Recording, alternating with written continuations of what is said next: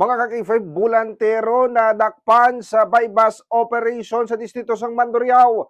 Masobra 300 milya balor sa ginapatian Cebu na kumpiskar. Yaring detalye sa ating balita.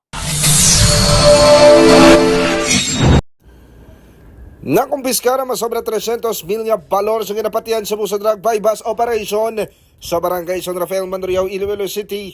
Alas 10:40 sang gabi, Enero 22. Ang subject, Camoselias Alog, 43 anyos, kag-residente sa barangay Lanit Haro.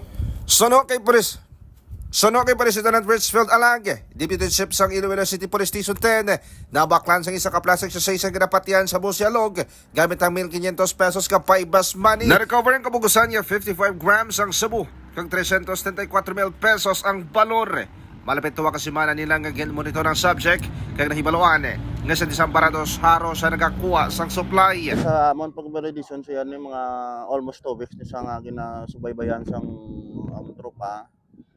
Tapos ang sa pagmonitor naman siya na sini sa Barangay Disambarados ni sa nagano sa Haro. Kag sa karon mga ka-K5, iyara na siya sa kustodiya sing Iloilo City Police Station 10 kag natarana kapasakaan sang kaso sa paglapas sa Republic Act 10165 o kunang Comprehensive Dangerous Drugs Act of 2002.